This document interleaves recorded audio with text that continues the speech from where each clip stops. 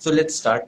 I think while researching about you, I learned that you love to read a lot of books. आपने लोगों को free summaries provide करी, but you also made a living out of it, and you defined the new word.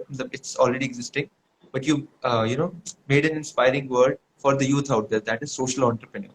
So I would love, like our audience would love, कि अगर आप थोड़ा सा और elaborate करो what it means to you. Oh, your first question directly touched my heart because social entrepreneurship is something is very close to my heart, and uh, it just I get a twinkle in my eye whenever this topic comes up. So thank you so much. I'm glad you asked this question as the very first question. See, India is a rich country with poor people. Rich are too rich and poor are too poor. There's a Yes. huge income disparity between the two Mm. groups. Only, I think 70% of the India's wealth is in the hands of like 20%, maybe even 15% of the people, which is very, very serious situation. And so only entrepreneurs, if we just talk about entrepreneurs and India produces great entrepreneurs, fine, good news. Mm. But that will only intensify the situation Mm. because a poor guy from a very humble family gets $1 million idea, becomes a unicorn, gets funded billions of dollars profits, and he again belongs to that niche group of rich people, Mm. and the gap will get intensified. Okay, we say that okay, he will create employment, वगैरह वगैरह, but I have a better solution than that.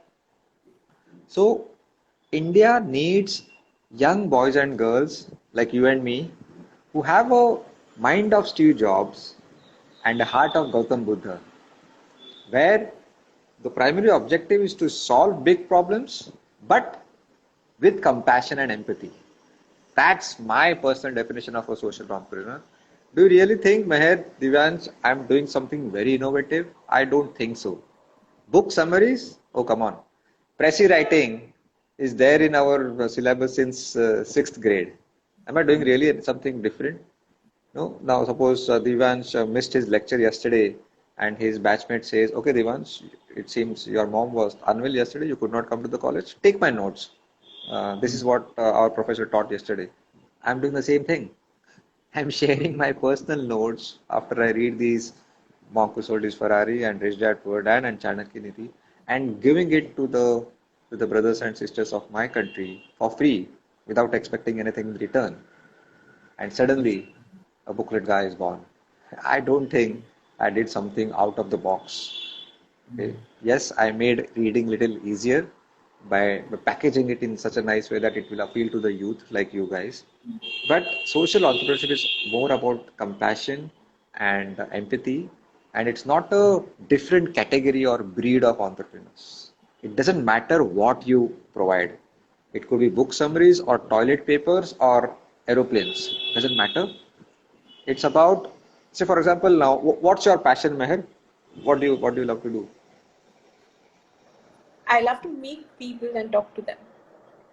Okay, great. So suppose you travel a lot and you want to explore places and meet new people and you make a blog, vlog over it, and then probably you learn many things how to deal with the unknown territories, how to deal with people, and you come out with a course on this very interesting topic of say how to win people or how to talk to strangers, and the fees of that course is say 500 rupees, and your friend Amrut calls you up one day and says, Meher, I have a friend who comes from a very humble background.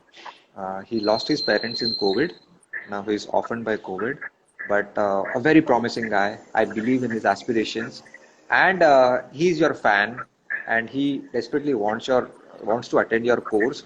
So would you mind relaxing his fees for 500 rupees and give it for free?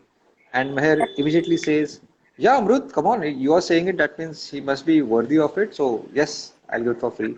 Meher becomes a social entrepreneur. So, I hope you get my point. It's the mindset, rather the heart set, not the Yeah. mindset, the heart set, that you keep your conscience alive. Okay, unlike those people who brutally make money come what may. And I am not even asking you to bend your rules. It's just to keeping your conscience alive and helping the people who are weaker than you. weaker, maybe financially weaker than you, physically weaker than you, physically challenged people, or emotionally weaker than you. That's all. I think I have a point which I would like to add here. So, some way or the another, it is true कि if we provide value, that's how we earn money, right? But problem पता है क्या होता है कि we start with the intention of giving value कि भाई will make sure कि जो लोग हमें देखते हैं, जो लोग हमें consume कर रहे हैं, हम उन्हें maximum value देंगे.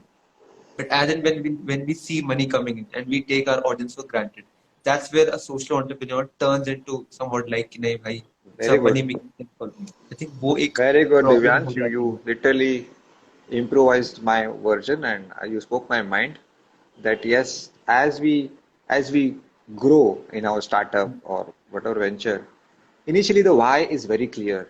You know, Yeah.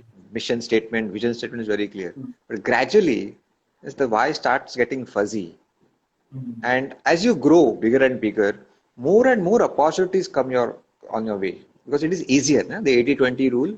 For example, my first 80% of the time of my total journey, there was no growth, no geometric progression, no virality, nothing, no media coverage, no TED talks. कुछ कोई भी मेरे को जानता नहीं था. But last 1 or 2 years is the last 20% of the time the growth was almost 80%. Right. Yeah.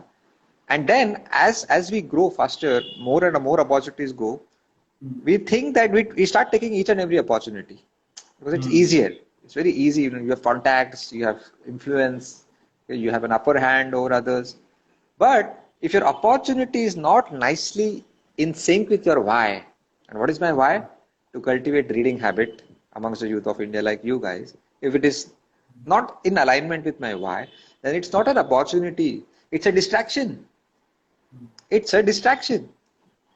So to focus means to say 1,000 no's.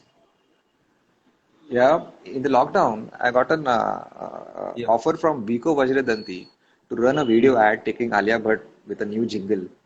You must have watched that jingle, and they were offering me 5 lakh rupees to run that video ad in the app for 3 days only. They said you have a perfect audience, you have an elite crowd, readers are usually from affluent families.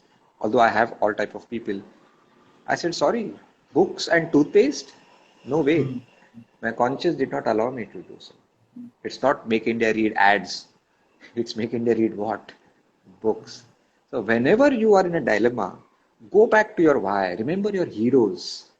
I just imagine, okay, who is my hero? Dr. Kalam? Would he say yes to Vico Vajradanti? The answer was so easy. Yeah. Go back and always remember your heroes and things will be so easy for you. I think that's a great thought. That's a great thought. Okay.